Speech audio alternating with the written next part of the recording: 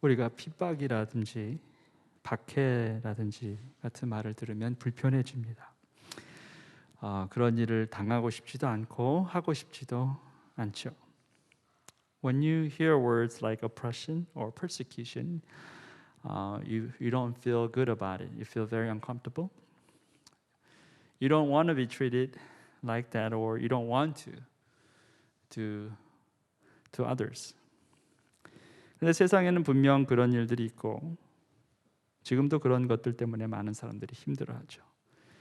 But as you know, this thing happened in the world, and there are so many people suffering because of that.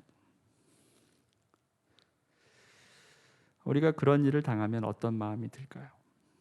두려움일까요? 아니면 안갚음하고 싶은 마음이 들까요? 아마도 후자일 것입니다. 다만 그걸 실행에 옮기지 못하는 것이 전자의 이유겠죠. 두려움이죠. When you experience something like that, like oppression or persecution, what comes to your mind? Is that fear or vengeance? Maybe the latter one. Only thing that you don't really do that in practice is because of the first reason, fear. 만약 두려움이 없다라고 하면 우리는 우리가 받은 만큼의 핍박이나 박해를 돌려주고 싶은 마음이 들겠죠. 특히나 억울하게 핍박과 박해를 받았다면 더욱더 그런 마음이 생길 것입니다. But if there's any fear, if you don't have fear at all, then maybe you want to pay back. Whatever you have received, whatever persecution or oppression, that you want to pay back exactly. 자, 그런데 오늘 본문에서는 우리가 받아들이기 참 힘든 말씀이 기록되어 있어요. But in today's passage, there's something that is very difficult for us to receive as it is. 여러분을 박해하는 사람들을 축복하십시오. 축복을 하고 저주를 하지 마십시오. Bless those who persecute you. Bless and do not curse. 축복하라라는 말이 두 번이나 나옵니다. 자, 안갚음하지 말라라는 건 아니더라도 최소한 무시하라, 잊어버려라 정도는 핍박하는 사람들에 대해서 그렇게 대하라라는 것은 어느 정도 생각할 수 있는데 축복하라 것도 두 번이나 굉장히 어려운 말씀입니다. Bless and bless twice, not just once. No vengeance, well, probably you can take that, but at least ignore or forget about it. That's something that you can expect, but not bless. I mean, this is way too much. Twice. How that is possible? 어떻게 이게 가능한 말이냐라는 거죠. 가능하지 않았다면 이런 말씀이 없었겠죠. 가능하니까 하신 것입니다. 그런데 이게 어떻게 가능한가? 그게 정말 궁금하지 않습니까? It says bless and again bless. Well, if it is impossible, then maybe the word of God is not like that. Probably not written like that. It is written because it's possible. But the question is how that is possible. And that interesting to find out how, right? 박해하는 사람을 왜 축복해야 합니까? 두 가지 이유 때문입니다. 첫 번째는 우리 자신을 위해서, 그리고 두 번째는 박해하는 그 사람을 위해서입니다. Why you have to bless those who persecute you? There are two reasons. One for yourself, and second for those who persecute you. 첫 번째 이유는 박해와 핍박은 우리가 복음으로 향하는 데 있어서 걸림돌이 아니라 디딤돌이기 때문이다라는 거예요. The first reason, persecution and oppression is not a stumbling block, but a stepping stone toward the gospel. 핍박은 우리의 정체성을 확인시켜 줍니다. 우리가 그리스도를 따르는 사람들이고 하늘나라 백성임을 깨닫게 해준다라는 거예요. Persecution surely reminds you of your identity. You are a Christ follower and you are a people of God. Persecution makes sure that you understand that.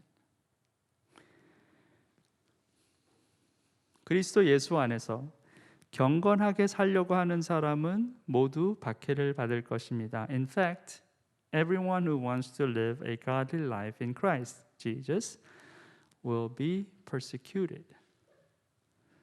자, 분명히 모두라고 했습니다. 예외가 없다는 거예요. 예수 안에서 경건하게 살려는 사람에게는 예외 없이 박해가 있다라는 겁니다. It says everyone. That means there's no exception. If you want to live a godly life, then without any exception, you will experience persecution, according to this verse. 자, 다시 말해서 내가 예수 믿는다고 하면서 아무런 박해 없이 살고 있다면 내 신앙은 가짜라는 거예요. In other words, if you never experience any persecution when you follow Christ, then most likely your faith is not real. 그래서 역설적일 수 있겠지만 우리가 신앙생활하기 가장 어려운 환경은 어쩌면 교회일 것입니다. 왜냐하면 교회 안에서는 누구도 믿음 때문에 핍박하지 않기 때문에 그렇습니다. So ironically,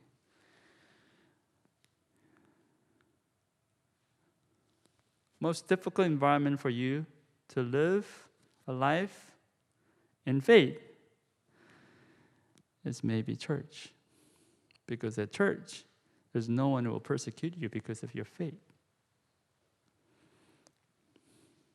내 직장에서, 내 일터에서 믿음 때문에 아무런 불편함이 없고 모든 동료와 상사들이 내가 예수 믿는 것에 대해 너무들 좋아한다면 둘 중 하나일 거예요.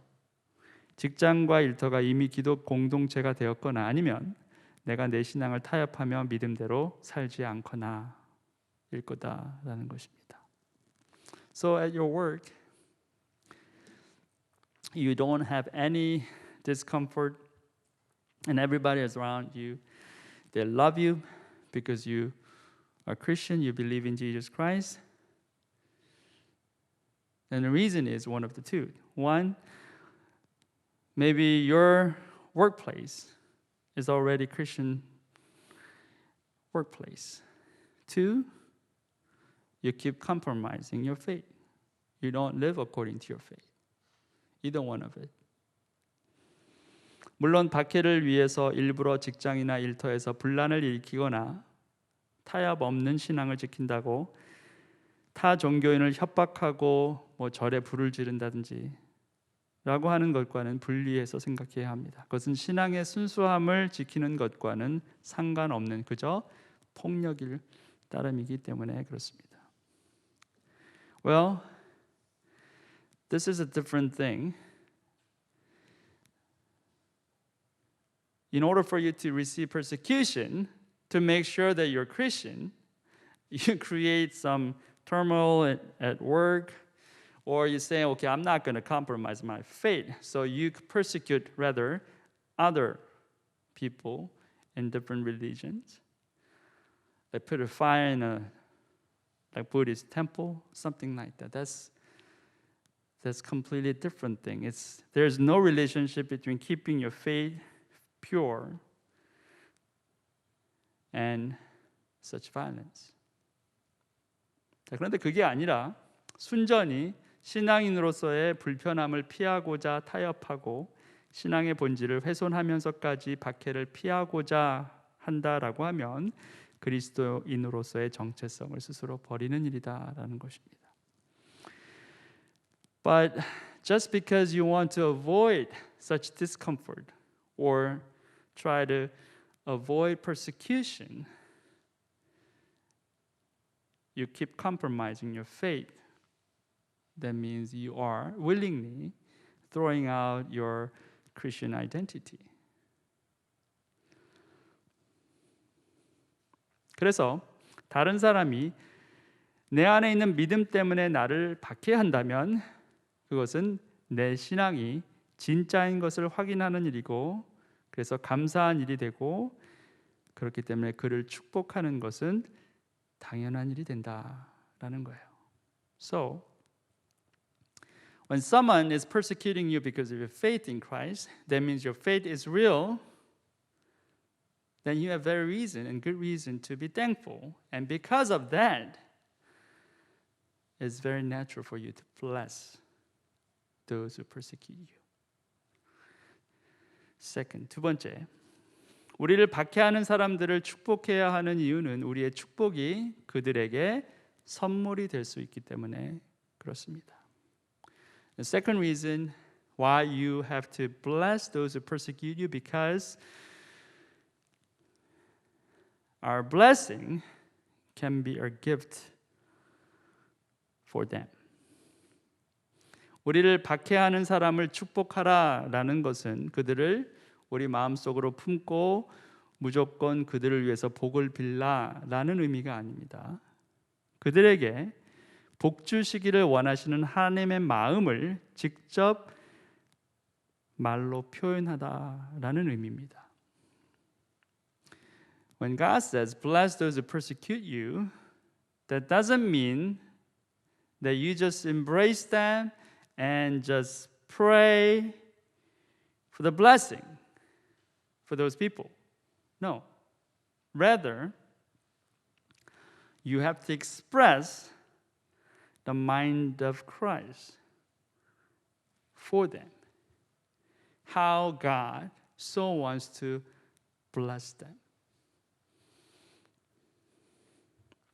사실 나를 핍박하는 사람들의 대부분은 사랑받지 못하고 인정받지 못해서 그들의 괴로움을 나라고 하는 출구를 통해서 화로 표출하는 것입니다. In fact, those people who persecute you, they do that because they're not loved and they're not recognized by others. So in their suffering, they use you or me as a channel to express their anger. 이미 충분한 사랑을 받고 충분한 관심과 인정을 받은 사람은 다른 사람을 핍박하지 않습니다. 그럴 필요가 없기 때문에 그렇습니다. If you are fully loved and if you receive full attention and recognition by others, then you don't persecute others because there's no need. 그러니 나에게 험한 말을 하고 나를 괴롭히는 사람들은 더 많은 사랑과 관심이 필요한 사람이다라는 거죠. 그렇기 때문에 내가 나를 핍박하는 사람을 축복하는 것은 그의 아픔을 이해하고 그의 필요를 무시하지 않으며 그를 끝까지 포기하지 않겠다고 하시는 하나님의 마음을 내가 통로로서 대신 전하는 것이기 때문에 그에게 선물이 아닐 수 없다라는 것입니다. So those people who talk harshly to you and those who give hard time, they're the ones who need more love and more care. Because of that,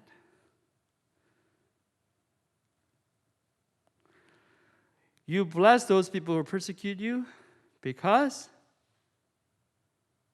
when you do that, you express the mind of God, who understand their pain, who does not ignore their need, and who's saying, I will never give up on you. You expressed the mind of God as a channel. So it is a gift for them because you're using yourself as a channel. 기뻐하는 사람들과 함께 기뻐하고 우는 사람들과 함께 우십시오. Rejoice with those who rejoice, mourn with those who mourn. 하나님께서 교회에게 바라시는 것은 그저 세상에 있는 사람들과 함께 하라는 것이죠. 그들의 기쁨 함께 기뻐해 주고 그들의 슬픔에 함께 슬퍼해 주라라는 것입니다. What God wants His church to do is to be with people in the world. You rejoice with them when they rejoice. You mourn with them when they mourn. 세상 사람들이 교회로부터 자꾸 멀어지는 것은 교회 안에 있는 사람들이 세상 사람들을 자꾸 밀쳐내기 때문에 그렇습니다. 구별해서 사는 정도가 아니라 고립되어 살기 때문에 그렇습니다. 세상과 소통하지도 않으면서 세상 사람들의 마음을 얻고자 하기 때문에 그렇습니다.